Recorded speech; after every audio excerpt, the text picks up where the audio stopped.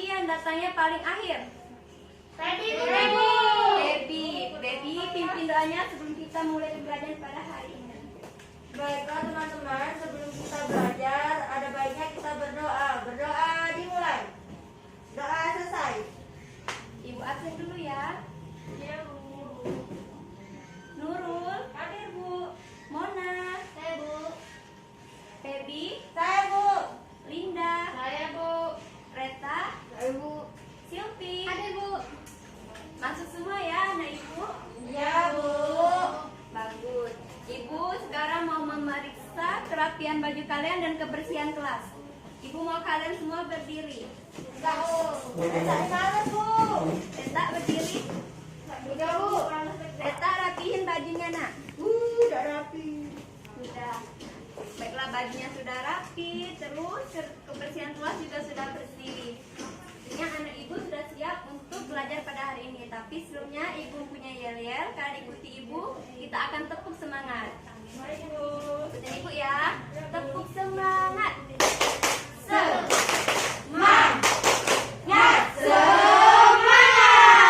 Ulangi. Baby pimpin di depan. Oke, Bu. Kan ketua kelas. Ya. Ayo semuanya kita tepuk semangat. Tepuk semangat.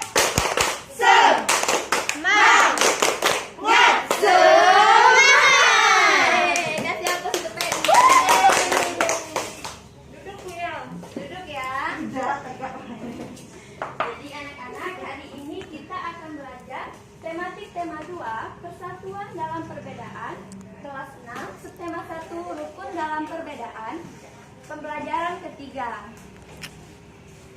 Nah, anak-anak, kegiatan pembelajaran kita pada hari ini yaitu yang pertama, mengamati tanaman di sekitar, habitat dan cara melindungi diri. Kemudian yang kedua, menemukan informasi penting melalui unsur apa, di mana, kapan, siapa, mengapa, dan bagaimana, serta menuliskannya pada peta pikiran. Nah, anak coba kita lihat ini gambar apa? Gambar orang, Bu. Iya, di sini Ada terdapat. gambar orang botak, Bu. Iya, benar. Botak. Jadi anak-anak di sini terdapat bermacam-macam suku bangsa, bermacam-macam agamanya. Ini dinamakan hidup Rukun. Nah, anak-anak, hidup rukun itu adalah impian setiap warga negara. Karena dengan hidup rukun, kita bisa mendapatkan suasana yang tentram dan damai. Kita lihat teks yang di sini. Di sini terdapat Udin dan teman-temannya melakukan hidup rukun. Kita bacakan ya teksnya. Baca bersama-sama. Pagi ini, Udin dan teman-temannya sedang bekerja sama untuk mengumpulkan informasi tentang tanaman dan habitatnya. Mereka berdiskusi dan mencatat semua hasil pengamatan, meskipun mereka berasal dari latar belakang yang berbeda. Namun, perbedaan tidak menghalangi mereka untuk belajar bersama. Untuk melengkapi informasi, mereka pergi ke perpustakaan umum dan menemukan informasi tentang tumbuhan dan habitatnya. Capek, Bu. Semangat anak ibu. Nasanya itu dari Pak Denny dan teman-temannya tadi menemukan buku tentang tumbuhan melakukan adaptasi atau penyesuaian diri terhadap lingkungannya. Di sini siapa yang tahu apa itu adaptasi? Penyesuaian. Iya benar. Ada lagi? Lupa, Bu. Apa Mona? Menyesuaikan diri. Benar. Jadi Bahan bentuk, Bu. iya benar. Jadi anak-anak, adaptasi adalah penyesuaian diri makhluk hidup terhadap habitat atau tempat tinggalnya. Nah, di sini ada tumbuhan, iya benar Linda. Nah, di sini ada tumbuhan dengan habitatnya, yaitu yang pertama ada xerophyt. Nah, anak-anak, xerophyt ini yaitu tumbuhan yang dapat hidup di lingkungan yang sedikit air atau kering. Kita lihat di sini ada apa coba? Kaktus. Apa tuh Bu? Kurma. Jengkol. Iya benar. Jengkol, iya, Bu, jengkol. Pohon kurma, baby.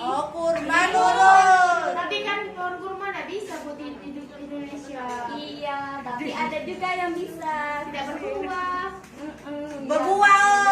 Tidak ada yang berbuah.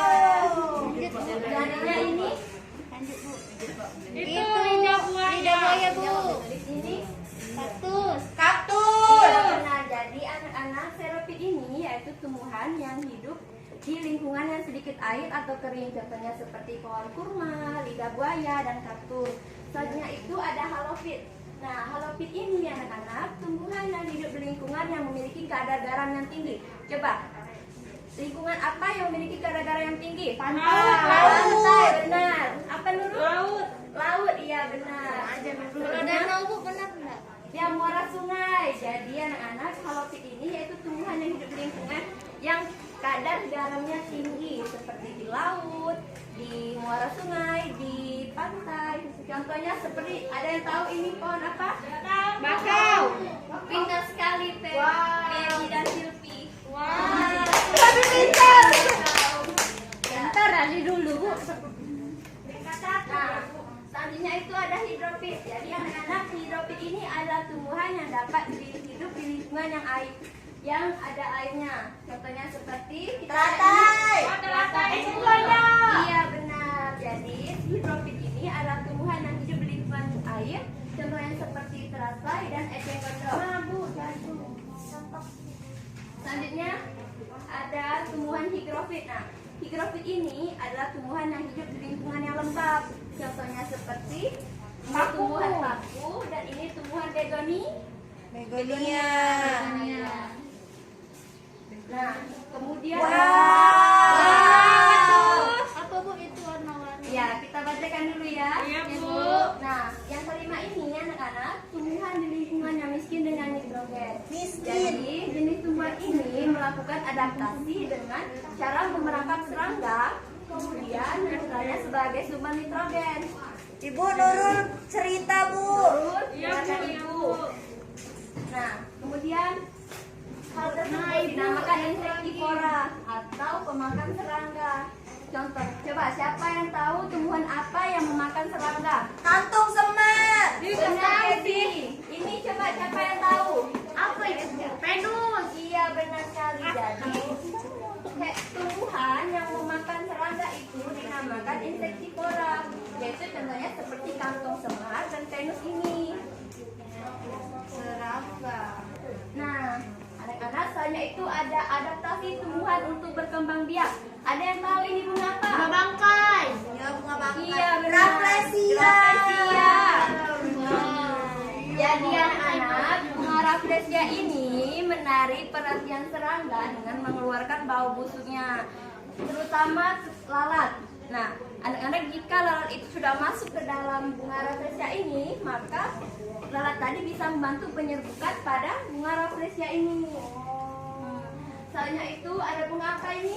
Mawar, melati, anggrek. Nah, soalnya itu ada bunga mawar, bunga melati, bunga anggrek. Nah, bunga mawar, bunga melati, dan bunga anggrek ini memiliki warna yang mencolok dan memiliki kelenjar nektar sehingga membuat semut atau serangga, semut seperti remus, kupu-kupu menghindari di bunga ini, membantu penyerbukan pada bunga mawar, bunga melati, dan bunga anggrek ini. Nah, setelah itu ada bunga dandelion. Siapa yang tahu bunga dandelion? Tahu, Bu. Kalau lihat di HP. Iya, di HP ya, Feby. Terbang-terbang, Bu. Tahu kan bunga dandelion ini mudah sekali untuk terbang. Iya, Karena angin. Rapuh. karena bunga dandelion ini memiliki serabut halus sehingga saat dia terbawa angin, dia mudah terbang. Tapi di saat dia terbang, kemudian dia jatuh di tanah, dia akan tumbuh baru ke dalam tanah tersebut. Oh, gitu ya, Bu. Iya, artinya. Nah, anak-anak, ternyata tumbuhan ini beradaptasi juga untuk melindungi diri dari mangsanya. Nah, karena tumbuhan ini tidak bisa bergerak, maka tumbuhan melakukan adaptasinya itu melalui ciri khas dia yang khusus. Apa saja sih ciri khasnya? Kita lihat ya. Nah, itu yang pertama itu ada adaptasi tumbuhan untuk melindungi diri menggunakan duri. Contohnya seperti mawar. Siapa yang tahu selain mawar apa tumbuhan yang memiliki duri? Kaktus. Kaktus, durian, benar. Jadi tumbuhan melindungi diri menggunakan duri itu contohnya seperti bunga mawar, kaktus yang seperti yang disebut Febi tadi, dan durian seperti yang disebutkan Mona tadi. Misalnya itu ada tumbuhan yang melindungi dirinya menggunakan getah, contohnya seperti pepaya. Selain pepaya, siapa yang tahu? Kanda. Atas tukang. Apa? Mangga bukan. Mangga. Keladi. Nangka. Keladi. Kelangkang bisa nggak Bu? Iya, nangka seperti. Jangan juga ada getahnya dulu. Diri dari musuh atau mangsanya menggunakan getah yaitu pepaya dan nangka. Terus selanjutnya itu ada racun. Nah, tumbuhan yang melindungi diri dari musuh menggunakan racun itu contohnya seperti gadung. Gadung itu apa, Bu? Gadung yang ada racun itu yang Buah Bu ya? ya seperti umbi-umbian. Bisa dimakan Bu. Ya Bu. Ada yang bisa makan, ada yang bisa tidak. Karena kalau untuk prosesnya dia harus diproses, benar-benar diproses supaya hilang racunnya. Wow. Baik Bu. Nah, soalnya itu ada tumbuhan yang melindungi dirinya dari musuh menggunakan bau. Siapa yang tahu ini bunga apa? Tadi apa? Bangkai. Iya, Bangkai. benar. Ini bunga bangkai. Jadi anak-anak, bunga bangkai ini melindungi diri dari musuhnya menggunakan bau. Selanjutnya itu ada buluhan yang melindungi diri dari mangsanya menggunakan bulu atau rambut halus. Contohnya seperti Bambu. bambu. Nah, ini Tebu. terong. Tebu juga, Bu. Iya. Jadi anak-anak, tumbuhan yang melindungi diri dari mangsanya menggunakan bulu atau rambut halus itu seperti bambu dan terong. Nah, selanjutnya ada tumbuhan yang melindungi dirinya menggunakan kulitnya yang keras. Contohnya seperti kita di depan. Kelapa. Selain kelapa apa lagi? Sakit Bu. Selain kelapa apa lagi? Yang keras. Pinang. Pinang. Terus? Durian Bu, durian. Iya, durian. Benar. Jadi Terus. tumbuhan yang kulitnya keras untuk melindungi dirinya yaitu seperti kelapa, durian, dan pinang tadi. Selanjutnya itu ada tumbuhan yang melindungi dirinya dari rasa. Nah, anak-anak, rasa masam yang pekat itu dapat melindungi diri dari masanya. Contohnya seperti belimbing ulu ini. Siapa yang suka belimbing ulu? Mona. Tidak ada yang suka ya, karena belimbing ulu ini sangat masam. Nah, sudah paham semua anak-anak ibu? Sudah, Bu. Oke, untuk mengetes pemahaman kalian, ibu mau kalian berdiskusi dengan temannya untuk mengisi. Apa itu, Bu? Nah, ini tabel yang ada untuk mengisi habitat. Tumbuhan ini masuk ke dalam habitat yang mana? Kalian diskusikan. Nah, Kak Ibu akan menyuruh kalian maju ke depan. Baby Bu. Diskusi dulu. Bu, Reta sama Silvi udah kate kawan. Biar lagi nih,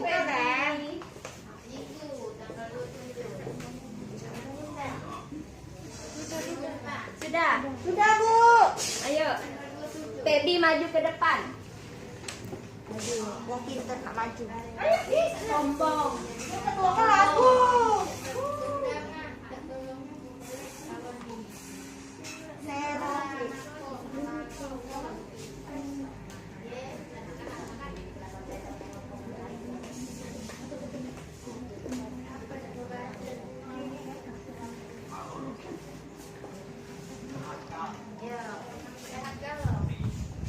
Sudah, Bu.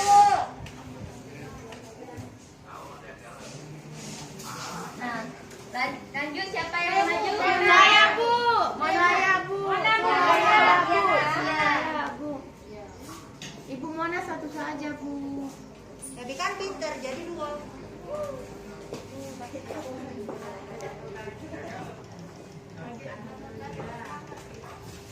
Selanjutnya siapa yang mau maju? Hei, Bu. Reta.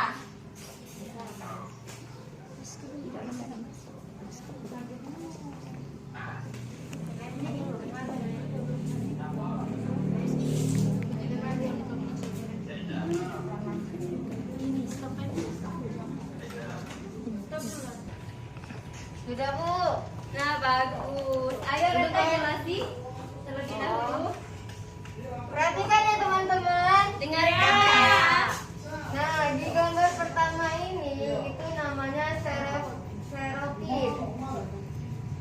Yang kedua teratai itu tinggalnya hidrofit. Yang ketiga halofit. Keempat hidrofit. Sudah, Bu. Ya, kasih apa susu Reta? Terima kasih. Benar, jadi sudah paham semua ya anak ibu? Oke, nah anak-anak, bukan cuma tumbuhan saja yang bisa menyesuaikan diri atau beradaptasi dengan lingkungannya. Kita sebagai manusia juga harus bisa beradaptasi dengan lingkungan karena bangsa Indonesia ini terkenal dengan suku, agama, ras yang berbeda-beda.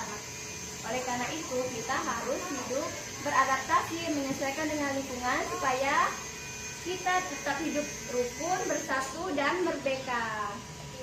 Nah, coba kalian buka buku halaman 22. Sudah, Bu.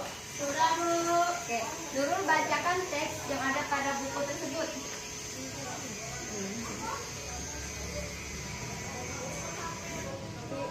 Insinyur Soekarno merupakan salah satu orang yang berjasa dalam mendirikan negara Republik Indonesia sebagai negara berdaulat. Ini apa, Bu?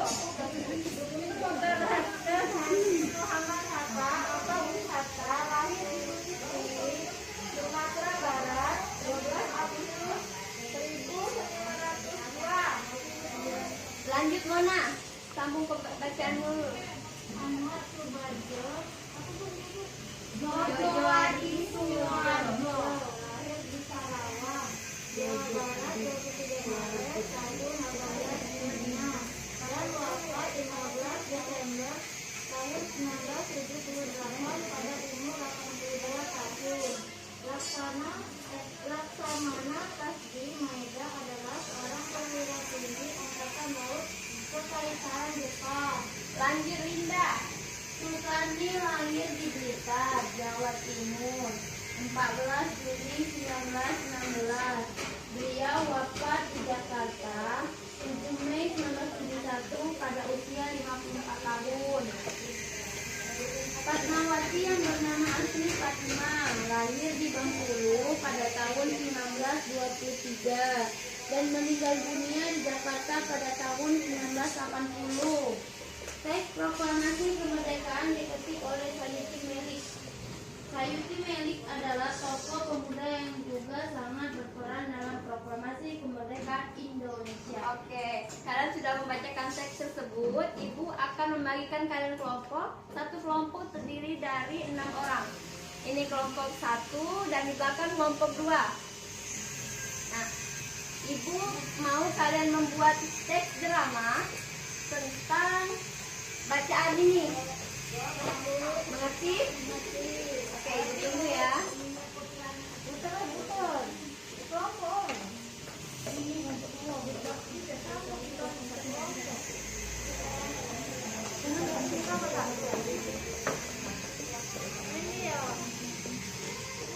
Bagaimana kelompok Mona? Tenang Ibu. Ya bagus. Bisa, Linda? Bisa, Bu. Bisa, Bu. Iya, bagus. Sudah, Bu. Sudah ada ya? Sudah. Ayo kelompok 1 maju ke depan. Maju, Bu, ya. Ya. Semua, Bu.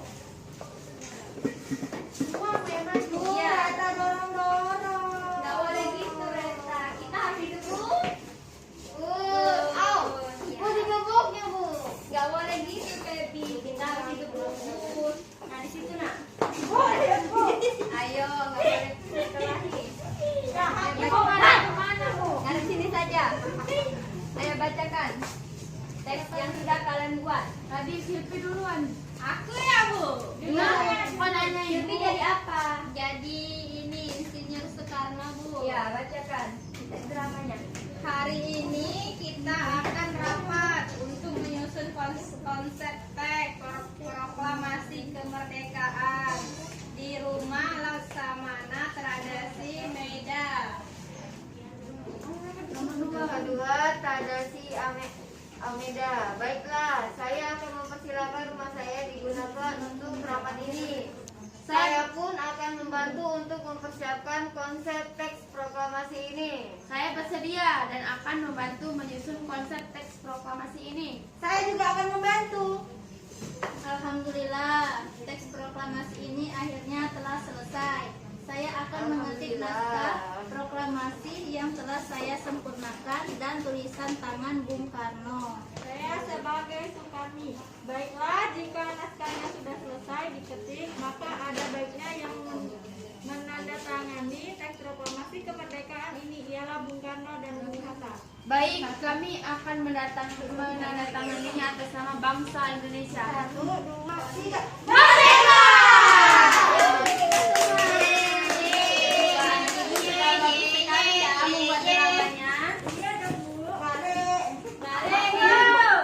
Baiklah, kalian buka buku halaman 27.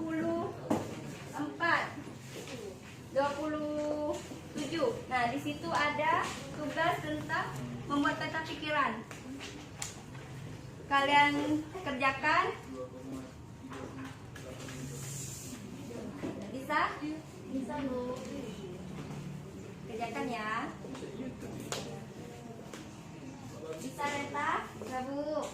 Bagus. Sulti bisa? Ya, Bu. Pebi sudah, Pebi? Belum, Bu, baju udah ngerti yang ini. Nah, ini itu aja mengapa itu. Mengapa itu terjadi? Iya. Linda sudah? Hampir, Bu, dikit lagi. Mona sudah? Sudah. Oke, sudah ya. Sudah, Bu. Silpi maju ke depan. Oh, Bu ya. Bacakan.